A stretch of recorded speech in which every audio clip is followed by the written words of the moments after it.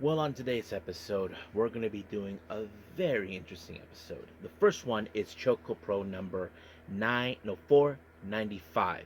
And this has happened, of course, on the 21st of December. This one features a cause Mei Shuriga versus Yu.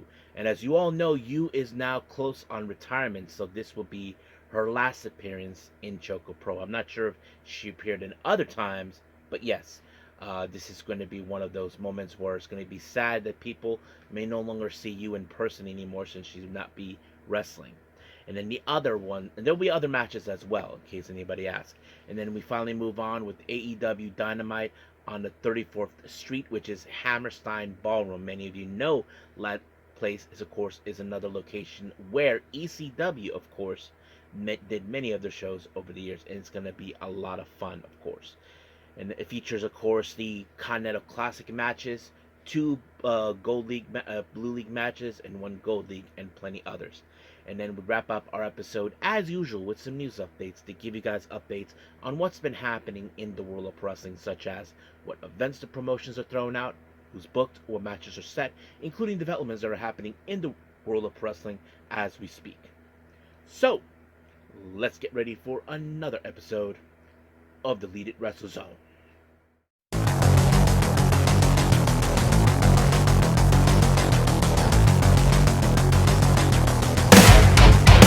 Are you ready? Get up, get up! Get up, get up! Get up, get up! Get up, get up! Get up, get up! Get up, get up! Hey everyone, welcome to the Lead It Wrestle Zone.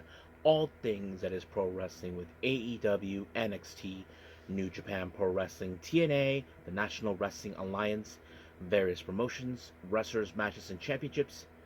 I am your host, J-Rod here. So, if you are new to the channel, welcome.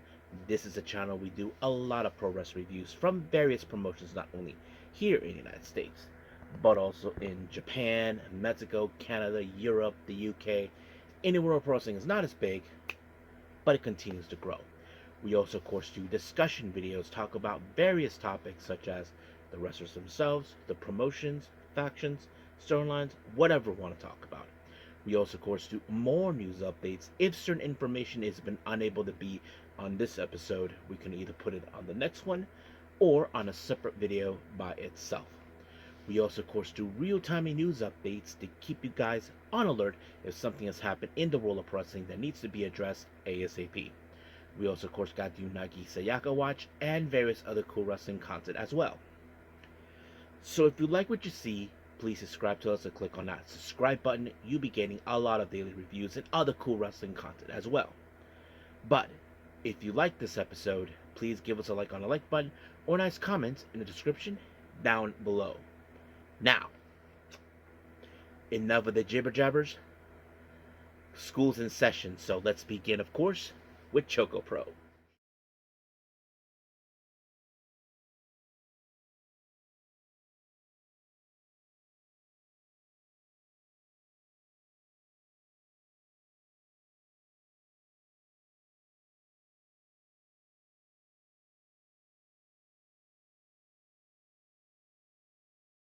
Okay, ChocoPro number 495. This is their latest show in Ichigai Square that happened on the 21st of December.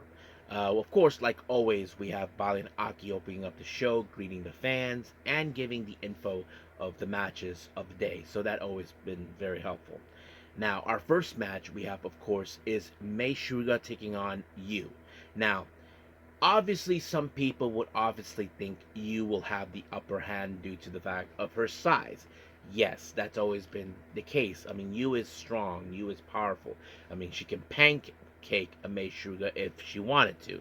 But there were some moments where she was afraid to get the last ride on her. If you guys don't know what I'm referring to, is the power bomb. And that's something that, of course, we've seen what Kane and Undertaker do in the past. But May was able to divert that on various occasions. But she knows that she is no match for her, so she has to rely on her speed and quickness to to either try to pick up a win or try to escape whatever she intended to do. Now, of course, there were impossible moments where she was unable to do her usual moves, but she was able, of course, to apply a roll up onto her, and just like that, 1, 2, 3, over. I did not expect that the May was going to win, but it did happen. And then, of course, we had a post match promo where, of course, May was crying about Yu because we all know it's emotional that Yu is retiring soon, and this will be the last time she'll be participating in a ChocoPro event, and probably will never do so again unless she comes back. But yes, I mean, you can tell people were crying, and everybody in the ChocoPro family gave her a nice send off, which is nice of them because they felt like even though she was not part of the promotion, they felt connected because of the same, they were in fact of the part of the same community, and I thought it was a very beautiful moment right there. So very sad. If you guys haven't seen it, check it out. It's free on YouTube. Now, our next match, we have Kaho and Balian teaming up. Well, I don't know what to call Kaho and Balian, but if I was Balian, I would look at Kaho as May 2.0 due to the fact that she's a bit more of a good childish girl. But their opponents are none other than Irikane and Sayaka. Now, obviously, we know that the weakest links are in both sides are Kaho and Irikane for obvious reasons. They are the least experienced out of the ones in the ring. I mean, we know Sayaka, as you know, she has grown a lot significantly. They call her Smiley Violent because, she is a bit more aggressive now since we have seen her grow up. But Balinaki, we know he has more experience than everyone else in the ring, and that always plays out.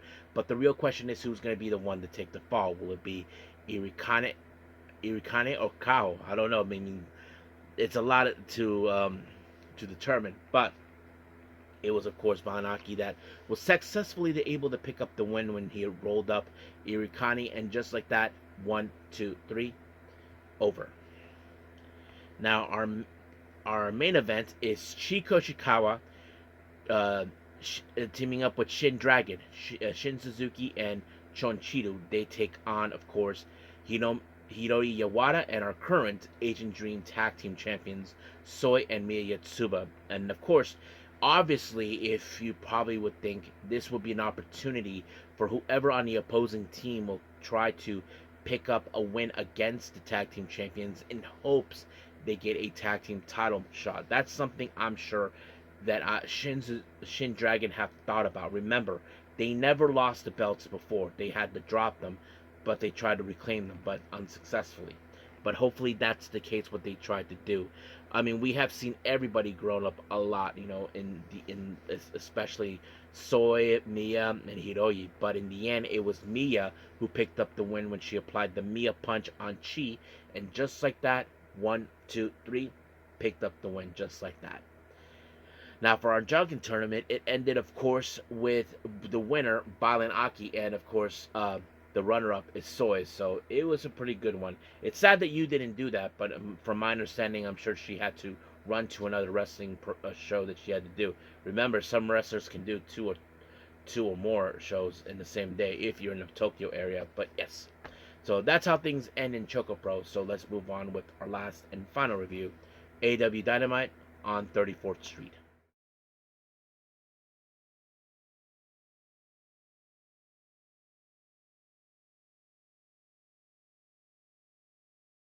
Okay, AEW Dynamite on 34th Street in Hammerstein.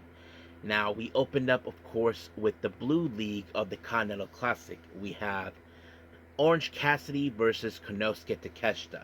Now, of course, as you probably know, we're almost in the finish line of the Continental Classic. But the real question is who's going to walk out. Well, in this match, you would think and otherwise. Now, of course, Takeshita, as you probably know, he is currently at the top of the league as possible in order to pick up the win. So if he wins this match, he possibly will be way advanced than everyone else. But Orange Cassidy, well, he could catch up as possible with the points that he has today. And of course, Takeshita did everything humanly possible to take him out, but Orange Cassidy tried to play the smart game by, of course, leaving him outside the ring and hope the count out will be enough. But unfortunately, it's not.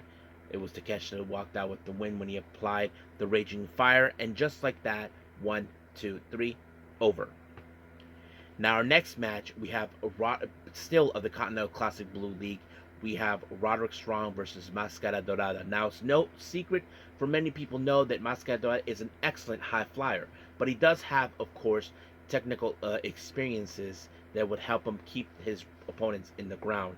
But of course, Roderick Strong seems like he has the more experience than him. That became like a bit of a problem. But of course, Mascara Dorada prevailed when he ended up, of course, applying the shooting star press, leaving him with the next 3 points with a total of 6, leaving Roderick Strong out. Even though he cannot, of course, proceed, well, he could finish off maybe getting 3 points in the last 2 matches if it's possible. So, as in the Blue League right now, is currently Takeshita in the lead with 10. Now, our hold on. Oh yeah, I put my notes here that Mascara Dorada currently is probably in 3rd place. So anything could change in the last 2 remaining events. Our next interview, we see Renee talking to the current AEW Women's World Champion Chris Statlander and her opponent at World's End for this weekend, Jamie Hayter. Now, of course, Chris Statlander and Jamie Hayter are no strangers. We know these two ladies had confronted each other in the past. Basically, Chris Statlander was the one who had the chase for the belt, but unsuccessfully. Now the roles are reversed. And of course, any kind of interview takes place, it ends with a brawl. So that's how things roll. Excuse me. Now, our next match, we have MJF versus Dustin Waller. Many of you may have seen him in the Independents. Well, I can tell you that this match in MJF's favor when he put him in a Fujiwara armbar, and just like that, it's over. But however, during the post-match, MJF was about to say something until he was interrupted by Hangman Adam Page and Strickland. But of course, Hangman tells him, I dare you to say what you need to say, because that's exactly what you try to do. Now, of course, Hangman and Swerve were making their way into the ring, but however, they were, of course, attacked by Diop's Dojo. So those grease monkeys, of course, tried to get involved, and then Samoa Joe, too. He was intending to say, what he thinks of them. But however, of course, let's just say MJF could not escape both Hangman and Swerve, despite the fact that Hangman and Swerve are allies, even though they can be great opponents against each other. But however, Swerve has some things to say about MJF, telling him, that he is a selfish prick, that he is like the new Diddy, of course, of wrestling. And of course, you probably have heard how people were saying, but he talked about the victims that had to deal with him, like Adam Cole, the Pinnacle, Wardlow, a few others. But he also Swerve talked about the people that he faced, like either his enemies or his allies, that he makes sure that they are better. So basically, he could say that he'll see him at World's End. So we'll see what happens until then. So that's going to happen this coming weekend. Now, we did see an interview with Renee talking to the Bays of Wrath. As you all know, they will defend the AEW Women's World Tag Team titles for the first time against Mercedes Moné and Athena. Now, remember, it was these two ladies that lost to them during, of course, the tournament. But now, as you know, Mercedes picked up the win on Willow, and that puts her in a position that hopefully gets a title match. So the Bays of Wrath are ready, but we'll see where that goes from there, too. Now, our next match is the Dynamite Diamond Ring. We have Ricochet versus Bandito. Now, remember, if you win this match, you can guarantee a consensual AEW World Championship contract. So, as you know, MJF, actually, as you probably know, he cashed in his that led him to the 4-way match at World's End. And this is the first time in a long time that someone other than MJF has won it. And that's exactly what took place from there. But of course, Ricochet will do whatever it takes to win it, because that's what he determined to do. And he did have, of course, his grease monkeys, the Gates of Agony, to help him out. But we did see Ricochet low blow Bandito, but it backfired until, of course, Bandito applied a crucifix. And just like that, 1, 2, 3, it was over. But of course, nobody likes a sore loser, because of course the losers cannot stand the winner. So he tried to beat up Bandito, but luckily his hermano, his brother at arms, Bro the King, showed up to help him out. So basically, we'll see what happens until then. So we'll see what Bandito's next move would be to hopefully get an AEW World Title opportunity. Now, we did see an interview with Darby Allin with Lexi, as you probably know. Well, Darby Allin has been officially cleared, but of course, the real question is what he's gonna do with of course, what's his name, with Gabe Kidd. Now, of course, it seems that Darby Allin has no intentions or any how to wants to deal with Gabe Kidd, but Gabe Kidd is determined to break him, and that's exactly what Gabe Kidd do by attacking him from behind and try to break him in half. But we'll see what Darby Allin would do since then. Now, our next match, we have Mina Shirakawa and Marina Shafir. As you all know, Marina Shafir has problems towards Mina Shirakawa with Toni Storm, so Mina decided to take matters in her own hands. But unfortunately, things didn't go according to plan for her because she ended up on Mother's Milk, and just like that, the ref called it. But in the post-match, Marina Shafir decided to punish her even further. But of course, Toni Storm showed up, but apparently she was knocked out by Marina Shafir, so that's how things end from there. Now, our last interview with we had Lexi. This happened during, of course, at Holiday Bash back in the UK.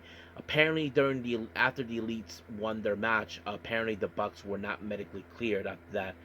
But of course, Kenny understands that he wants them to rest, but he said he's had some things that he needs to take care of. Now, we don't know what he meant by that, but a part of me would think that he has some unfinished business with Don Callis, someone who's been, of course, a family member in his life who took care of him, and now he seems like he wants to deal with it. But we'll see what happens until then. Now, our last match is the Continental Classic Gold League. We have the Bastard Pack versus Jungle Jack Perry. Now, remember, Jack Perry entered this tournament right after Darby Allin was unable to compete, and he inherited already the 0 points that he got. The 0 points, as you know, Darby did not win on the opening round of the Classic, but he was able to pick up a win against I forgot who it was, but yeah, on Mike Bailey, and that lets it right there. But the Bastard, you know, he will try to brutalize them in any way possible, but somehow, someway, Jack Perry was able to pick up the win by pinfall, and just like that, 1, 2, 3, he gained his next 3 points with a total of 6, and Pac also has 6. And of course, we did see Clausaurus showing up with some milks and cookies, so I thought it was really great. I don't know what this means for now, but as you all know, there's only 2 more matches left for everyone in the Continental Classic, so we'll see what happens until then. But as of right now, we'll end things here and move on with our last and final thing, news.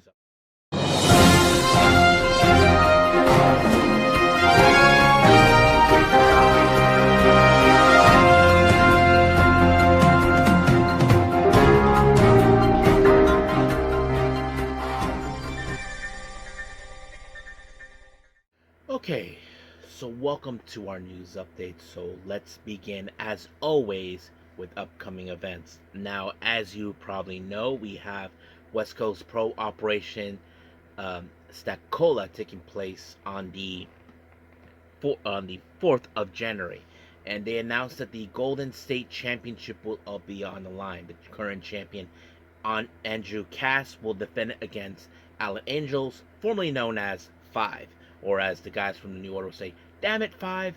Yeah, him. And then, of course, we have the Jersey Championship Wrestling Super Power Slam taking place on the 1st of February. 2 matches have been announced. The first one is, of course, one half of the AEW Women's World Tag Team Champions, Will Nungill, will be in action to take on, what's her name? Mara Shade, which is, of course, from TNA. Many of you know her as well. So that's going to be a very fun match. And then, of course, there's the tag team match, the Cowboy Way. One Carl Manders versus Thomas Shire to take on Adam Priest, and I forgot who was the other person involved, but yes. Now, moving on to some developments. Now, Fightful Select reports a very interesting thing. For those who don't know this person's, there's this guy named Sam Adonis.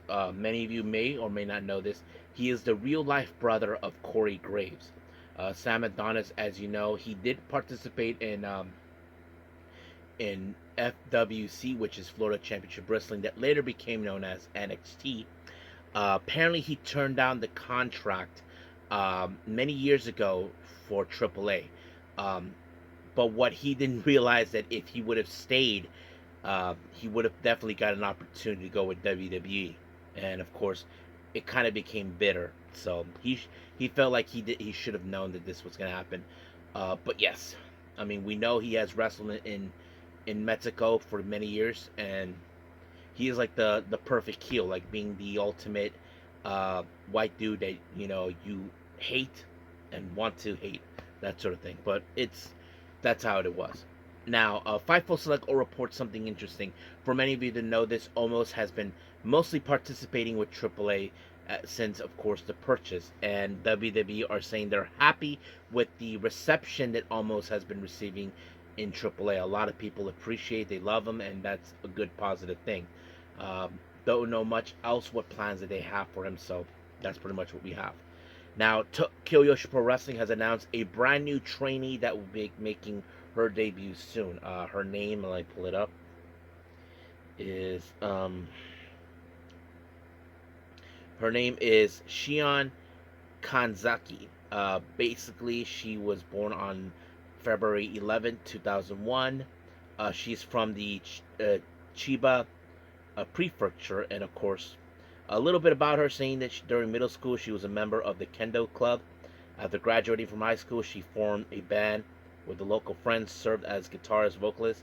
After the band disbanded, she returned to her hometown to took an office job, but unable to go her passion for professional wrestling, which she had familiarized since childhood due to family influence. She decided to become a professional wrestler. She joined the Tokyo Yoshi Wrestling and made her debut on she'll be making her debut on Corkin Hall on January 4th.